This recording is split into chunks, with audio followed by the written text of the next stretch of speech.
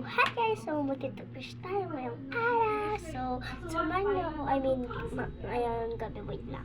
So, bumalik lang yung filter ko na ngayon, bumalik na. Kasi dati wala.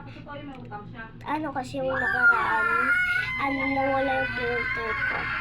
Tsaka, ngayon, nabalik na. Nabalik na yung filter ko. Ang sayo ko. Thank you po, Lord. So, magka-brush na tayo, magtuloy-tuloy na. Tapos, sa tingin ko makakatulog tayo mga 6 ng umaga. Aray ko po. Ako nga nakagising ako nakatulog na nga ako ng mga 6 ng umaga. Grabe, walang tulog. Merong tulog. Grabe, ako lang.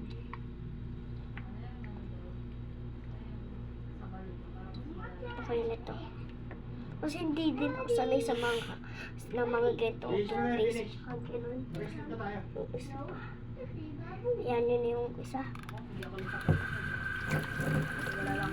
Tin lang natin para hindi makita.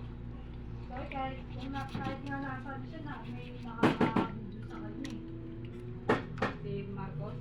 Oo. Si Francis Marcos? Francis kayo Marcos? Si ano nga? Yung nagpapanggap na mayaman challenge. Francis Marcos nga siya. Ba't iba na yung pangalan niya? Iba na yung pangalan. Yung vlog niya. Yung vlog niya. Tapos,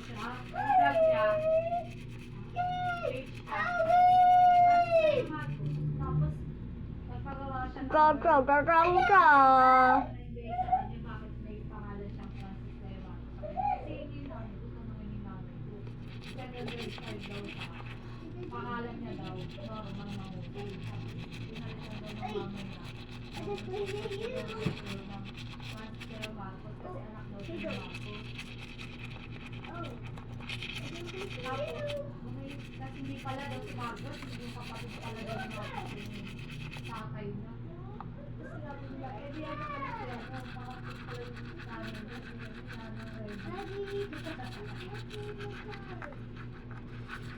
na kung mayaman siya, hindi na good yun. It's so spicy, guys. Ha! Ang hanghang. Dali na!